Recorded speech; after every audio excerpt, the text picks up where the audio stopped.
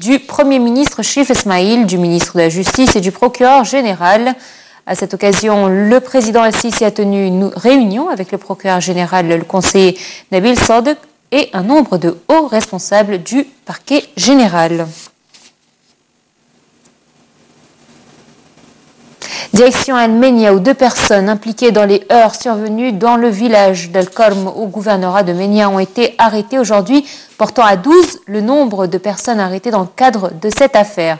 Le ministre de l'Intérieur poursuit les opérations de recherche afin d'arrêter les individus impliqués dans les heurts survenus donc dans ce village du sud de l'Égypte. Ces derniers jours, des villageois musulmans du village Al-Korm ont incendié plusieurs domiciles de familles chrétiennes et agressé une femme copte à la suite de rumeurs faisant état d'une relation amoureuse entre son fils et une musulmane. Réagissant, le président Abdel Fattah el-Sisi avait donné ses directives pour faire le nécessaire et préserver la sécurité dans le gouvernorat d'Al-Menia. Le chef de l'État a en outre exigé que les auteurs soient traduits en justice au plus tôt et durement sanctionnés. Il en a également ordonné la réparation des dégâts matériels causés lors des incidents. Le patriarche copte orthodoxe Tawadros II a de son côté appelé les citoyens à faire preuve de vigilance et de sagesse pour préserver la paix et la citoyenneté. Al-Azhar avait pour sa part souligné l'importance de l'unité du peuple égyptien, affirmant que les actes violents de la part de quelques personnes n'allaient jamais nuire à cette unité. Et on poursuit toujours en Égypte. Cette fois-ci, le président Abdel Fattah el-Sisi s'est entretenu aujourd'hui avec son homologue palestinien Mahmoud Abbas en visite au Caire. Le porte-parole de la présidence, l'ambassadeur Ala Youssef, a déclaré que le président el-Sisi a souligné lors de son entretien avec Mahmoud Abbas que la question palestinienne restera à la tête de l'agenda politique étrangère de l'Égypte. El-Sisi a également déclaré que l'Égypte soutenait tous les efforts et toutes les initiatives visant à trouver un règlement pacifique du conflit israélo-palestinien, dont l'initiative de la France. Abou Mazen s'est adressé à la Ligue arabe et s'est entretenu avec son secrétaire général Nabil al-Arabi. Ce dernier a fait part, après la rencontre, de sa volonté de voir réussir la conférence internationale de Paris sur le Proche-Orient, qui aura lieu le 3 juin prochain.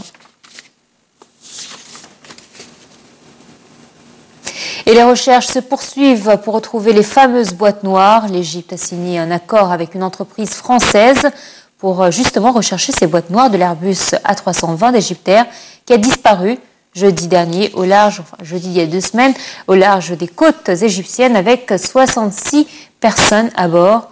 La campagne de recherche sous-marine pour localiser l'épave et les boîtes noires de l'avion va débuter dans les prochains jours selon le bureau d'enquête et d'analystes français. Je vous laisse tout de suite avec les détails donnés par Jihan Nabil. Le ministère de l'Aviation civile a signé un accord avec l'entreprise internationale Deep Ocean Search pour mener les recherches des 2 boîtes noires de l'A320 qui s'est abîmée la semaine dernière en Méditerranée selon son communiqué. Le navire français utilisé pour les recherches sera équipé d'Al-Soemar, considéré comme le meilleur équipement pour repérer les signaux émis par les boîtes noires, ajoute le ministère égyptien.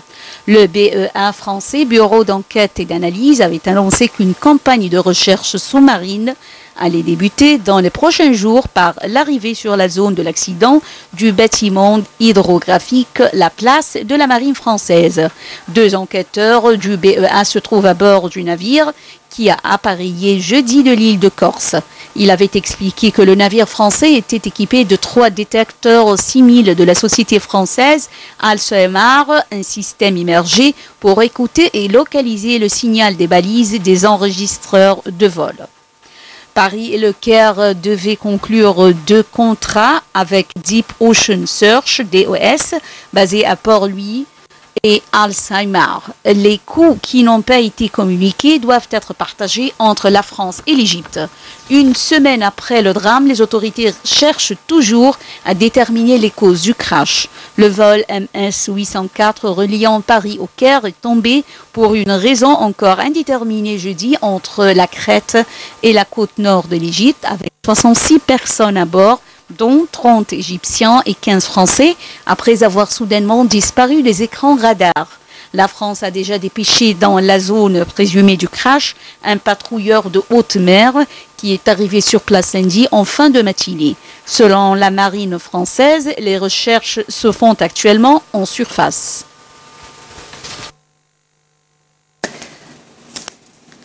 Toujours dans le cadre de cette tournée européenne, le grand imam d'Al-Azhar et le président du Conseil des sages musulmans, Cheikh Ahmed El-Taïeb, a poursuivi hier sa visite en France.